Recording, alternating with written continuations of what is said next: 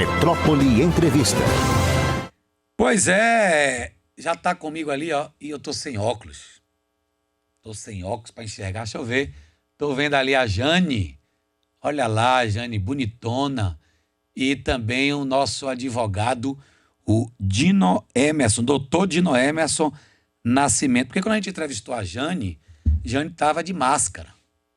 Hoje estamos sem máscara, né, Jane? Jane, ela foi demitida da Polícia Militar depois de assumir que é uma transexual, direito dela. E ela luta hoje na justiça para ser reinserida à corporação. Vamos ver de que forma a Jane vai falar sobre esse assunto e depois o doutor Dino Emerson fala também sobre esse assunto, como é que ele está lutando para trazer Jane de volta à Polícia Militar da Bahia. Jane, me conte tudo, não esqueça nada, fique à vontade para falar aí. Você que é transexual, como é que você entrou e como é que foi a sua retirada da polícia? Bom dia, Jane. Bom dia a todos. Bem, como o senhor falou, meu nome é Jane, né, Oliveira. Eu entrei na polícia em 2008 para 2009, né, foi até corrigido por uns colegas que falou em 2009, né, e durante o período de formação fiz todos os procedimentos, né, todos os trâmites legais que é exigido pelo concurso, e em 2009 eu comecei o curso de formação. Né? Durante esse período eu ainda estava em transição, né? Na minha transexualidade estava em transição e não tinha tantos problemas nesse período, né? Meus problemas realmente começaram quando eu comecei meu processo de transexualização, né? Que foi quando, né, eu acabei tendo problemas com um determinado colega, né? Durante esse período, eu trabalhei com ele em meados de 2013, mais ou menos. E aí, durante todo esse período, ele não me deixava, né, em paz. Porque a gente sabe que na polícia militar, isso não é... Transsexualidade não é vista com bons olhos, né? A gente sabe disso. É tanto que só no último concurso que a gente teve vaga, né, para pessoas que são declaradas transexuais. E em 2013, que foi o período que eu trabalhei com esse colega, foi o período que começou meus problemas, porque ele não me deixava em paz, ficava me perseguindo por questões da minha transexualidade mesmo. Ele falava, essa menina tem que ficar no alojamento feminino, sendo que até então eu ficava no alojamento com os meninos, né, no alojamento masculino. E ele ficava até tocando, essa menina, aos peitinhos, usando esse termo, né?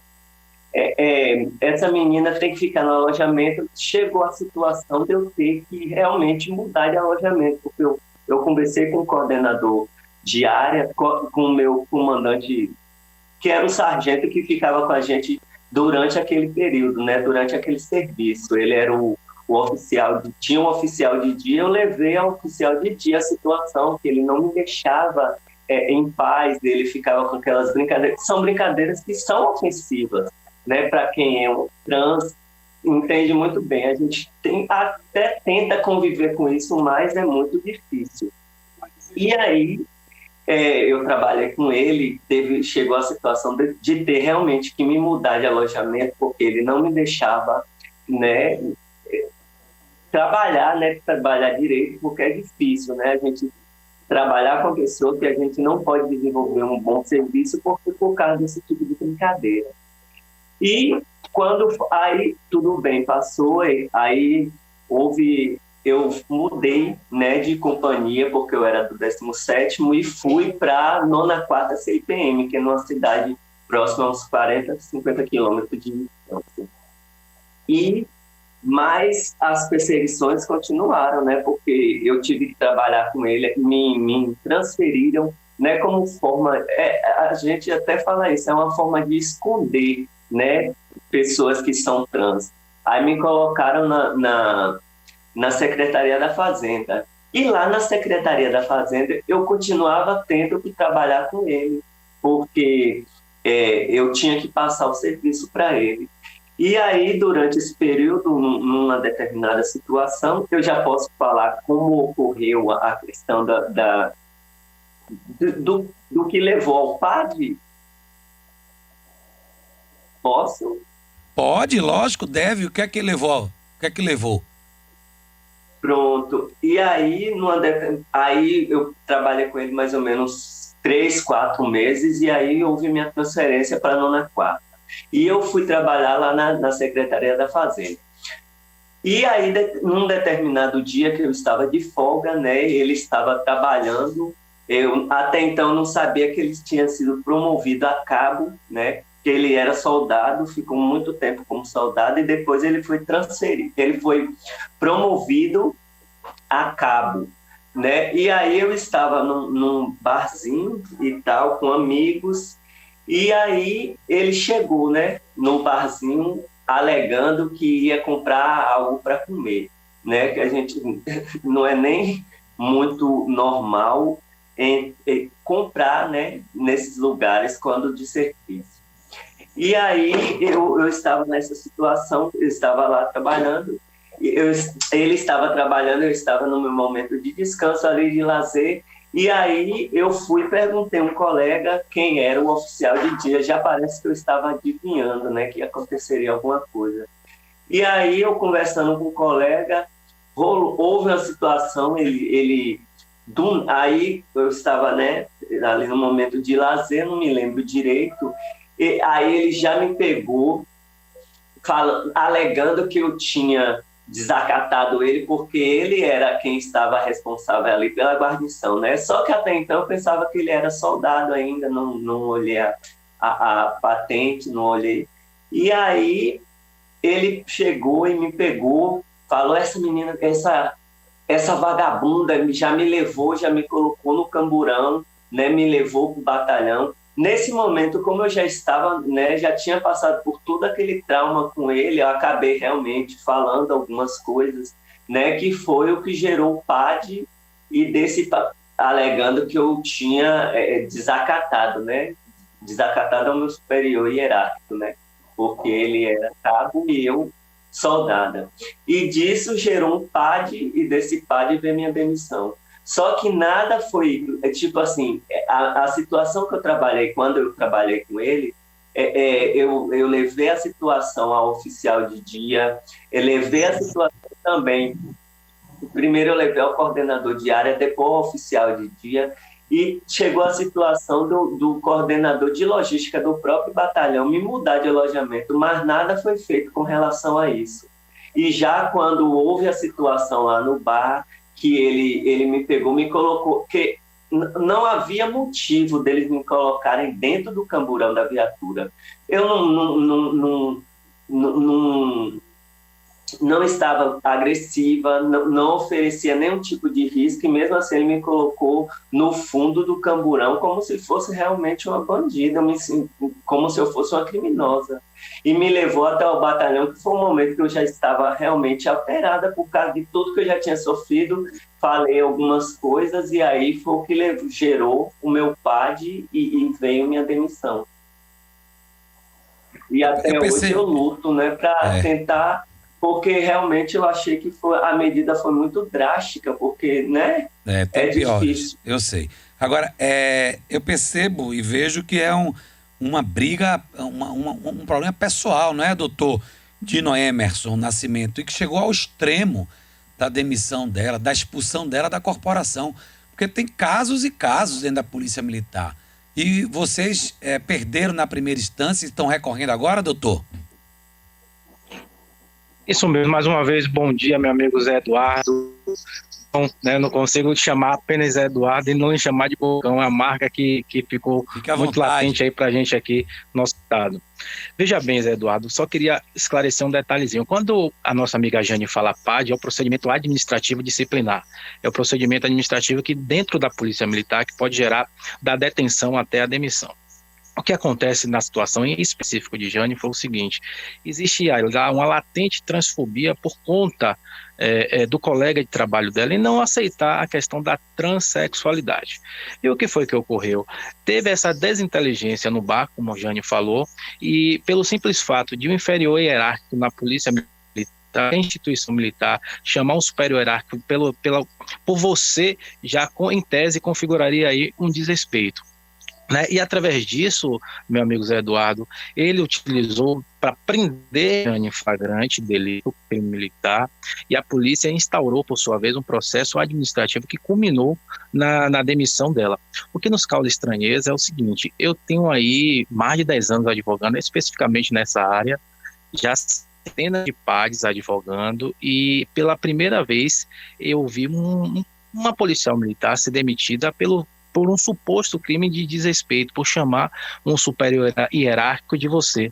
Então não existe aí uma proporcionalidade na dosimetria da sanção, Zé Eduardo, que a nossa amiga Jane sofreu. Então o que nos leva a crer é o seguinte: a questão de transfobia, então justificou desse processo administrativo para tirar a Jane das fileiras da Polícia Militar pelo simples fato dela ser transexual. Basicamente, o resumo da situação de Jane é isso. Então, o que é que nós fizemos? Ingressamos com ação no primeiro grau, na vara da Auditoria Militar, a respeito disso, para que ela seja reintegrada. O juízo da Auditoria Militar entendeu em não reintegrá-la, negou a liminar no primeiro momento, e nós entramos com um recurso que está tramitando agora no Tribunal de Justiça. Estamos aguardando também, né, a decisão judiciária. Mas é importante salientar, Eduardo, que pelo simples fato de ter sido um ato administrativo, a demissão da Jane, o próprio comandante-geral, independente de existir um processo judicial, ele, por um simples ato de uma canetada, ele pode reintegrar a Jane a qualquer momento, porque a administração pública, Zé Eduardo, ela pode rever os seus atos a qualquer tempo. Então, a nossa luta é justamente mostrar, principalmente para a instituição Polícia Militar, que existiu aí uma transfobia por trás da motivação da demissão da Jane. É aí que nós estamos lutando e aguardando também o posicionamento da polícia, porque independente da polícia, do Poder Judiciário, a Polícia Militar pode sim, a qualquer tempo, reintegrar a Jane. E Jane, o que é que você vem fazendo durante esse tempo fora da corporação? O que é que você tem feito para sobreviver? Na minha cidade eu cheguei a fazer até diárias, né, trabalhando com faxina, com tudo. Eu trabalho, na verdade, com o que vier, né, porque do jeito que tá. E quando veio minha demissão, foi logo num período assim que já veio pandemia, né, já veio desemprego para muita gente. Foi um período muito difícil da minha vida, né, porque sem trabalho, sem ter como me manter, eu tive até que voltar para a casa dos meus pais, né? Sendo que há muito tempo eu tinha saído de casa, né? Eu tive que voltar para a casa dos meus pais, porque realmente cidade pequena, a gente é muito difícil. Em cidade grande já está difícil, imagina cidade pequena, né? E aí eu fui me virando de todas as formas, ajudando, fazendo trabalhos esporádicos, assim, fazendo diárias. De tudo um pouco eu fiz, né, para tentar me manter, porque não tá fácil. Assim, graças a Deus, eu tenho colegas que formaram amigos, né, na verdade, que formaram comigo no curso de formação, que também me ajudam, né, e é a forma que eu tenho de me manter, porque não tá fácil. Eu imagino. Isso tudo aconteceu na capital ou no interior, Jane? Onde é que aconteceu? Foi no interior. Aonde? Até essa questão, no interior. Onde? Que cidade? Guanambi, Bahia. Guanambi, Bahia. Guanambi. Entendi. Porque, na verdade, cidade do interior é muito... A questão da transexualidade, ela não é tão aceita quanto em cidade grande, né? Em cidade grande, aqui, por exemplo, as pessoas respeitam mais, conhecem mais. Em cidade pequena, é tudo mais difícil, né? Então... É isso. Não é fácil, minha filha. Não é fácil você ter que vencer o preconceito. Fora o preconceito da polícia que você está enfrentando aí, que você está tendo a força aí do advogado Dr. Dino Emerson. Dentro de casa você sofreu preconceito quando você se descobriu transexual. Você se lembra exatamente como foi E quando foi que você se descobriu transexual? Na verdade, essa questão da transexualidade, a gente já nasce, né? A gente Você nasce com um só corpo de deixa mulher. aflorar, Só não tem um corpo né? de mulher. Mas, na verdade, eu sempre soube, né? E quando eu realmente resolvi, porque minha mãe é cristã, meu pai é cristão, minha família é toda cristã. Então, debater, conversar sobre esses assuntos não existia, né? E eu só resolvi assumir minha transexualidade justamente porque eu já tinha um emprego estável, tinha minha vida já bem resolvida, e por isso que eu resolvi, né, fazer os procedimentos para transexualização. E foi justamente nesse momento que veio minha demissão, e aí desestabilizou toda a minha vida, né? Inclusive, assim, na casa de minha mãe, se eu for, eu tenho que, né, colocar uma roupa mais comportada, de menininho mesmo, para poder ir, porque ela não aceita, né? Para ela, isso é pecado mortal, como muitos cristãos entendem, né? Mas sou eu e Deus, né? Então, eu entendo, respeito a posição dela, mas essas coisas a gente nasce, não tem como a gente mudar. Hoje você mora só? É isso que eu entendo? Não, na verdade, eu estou em Salvador já tem desde o dia 30 de janeiro, né? E aí eu estou ficando na casa de uma amiga que eu conheci, inclusive, aqui, que se solidarizou com minha situação, porque, inclusive, eu estou procurando trabalho, estou procurando algo para fazer, porque não está fácil, não dá para se manter aqui assim, sem ter um meio de trabalho mesmo, de fonte de renda. Eu queria até pedir aqui também se alguém pudesse, né, me ajudar nesse sentido, porque eu estou ficando na casa de uma amiga que, inclusive, eu conheci aqui no próprio... O pessoal aqui do escritório de Dr. Dino Emerson são como anjos para mim, assim, que é quem realmente tem me ajudado muito, sabe? Certo. Você pretende trabalhar de quê? Qualquer coisa? De quê? Para que as pessoas estejam ouvindo agora. eu faço. Hein? Você tem quantos anos, gente? Eu tenho 39 anos. Então você quer trabalhar de qualquer coisa, o salário mínimo para você receber até resolver sua questão na polícia. Quem não está recebendo nada, um salário mínimo é uma fortuna, né? Você ganhava quanto na polícia, Jane? Pois é, cerca de 4.500, mais ou menos. É isso que você quer voltar, né? É isso que você está lutando para voltar, né? Porque na verdade, é uma questão até de justiça mesmo, sabe? Lógico. Eu quero que eu tenha meus direitos garantidos, que não é um direito meu como um direito individual, é um direito como pessoa, como cidadã. Entendi. Como tem que ser reinserida. Eu acho que eu estou lutando. Essa causa não é só minha, né? É uma causa que vários outros transexuais têm interesse, têm a vontade de entrar na instituição militar e não podem entrar não entram, não se arriscam justamente por causa dessa questão do medo de ter que enfrentar a discriminação, a transfobia, né? Então eu quero que tenha meus direitos garantidos, até para incentivar outras pessoas também a lutar e entrar sim, porque é um espaço que ele é aberto, é um espaço que ele é para todos, então não seria justo o simples fato de ser transexual impedir de entrar na instituição militar.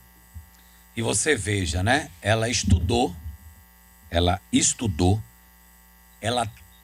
passou no concurso da Polícia Militar, se tornou soldado da Polícia Militar e, pelo que ela contou, ela sofreu um bullying pesadíssimo dentro da corporação através de um cidadão aí e simplesmente ela foi expulsa da corporação.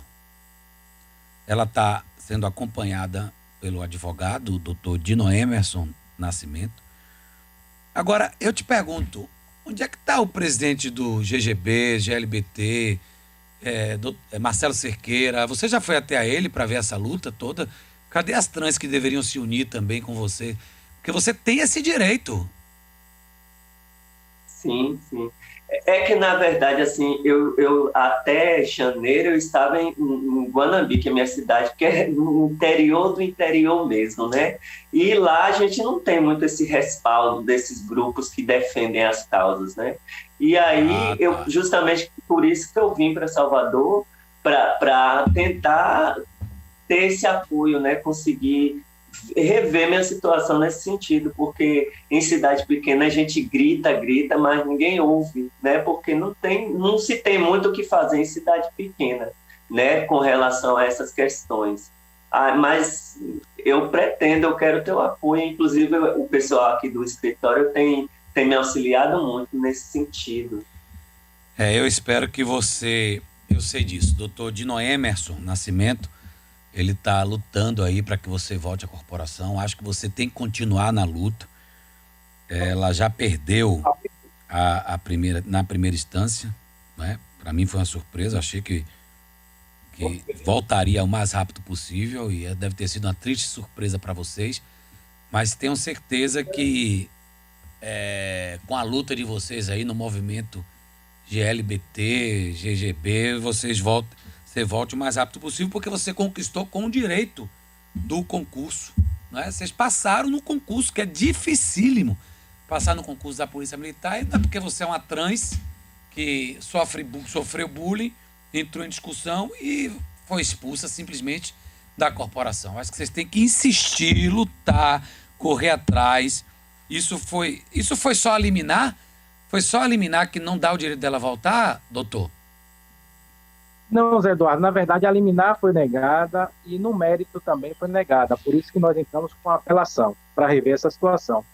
Mas, Eduardo, eu até repito também, que eu sei que seu programa tem uma audiência muito grande, o próprio comandante-geral, Zé Eduardo, ele pode rever o ato dele independente de ação judicial, porque foi através de um ato administrativo. Então, basta ter a sensibilidade e entender o que realmente aconteceu para que ele possa, apesar de uma canetada só, um despacho deles, Eduardo, reintegrar Jane. Doutor Dino Emerson, um abraço para você, meu amigo. Eu tenho certeza que você vai lutar aí para que ela volte, para a Jane voltar o mais rápido possível. A Camille tem o telefone da Jane. Precisando de qualquer coisa, vamos encaminhar a Jane aí para Marcelo Cerqueira. Eu acho que tem que encaminhar aí, mano. Você já teve contato com o Marcelo, Jane? Não. Tem que ter. Não me lembro. Que eu me lembro. Pois é. Passa aí, Camilo, o telefone de Marcelo Cerqueira, que é o presidente, é um cara que luta, que aí a história, junto com o doutor, pode mudar para ela, né? Minha querida Lara Kertz, que está aqui também acompanhando essa história. Bom dia. Tchau, tchau, doutor Dino Emerson. Obrigado, Zé. E também Jane.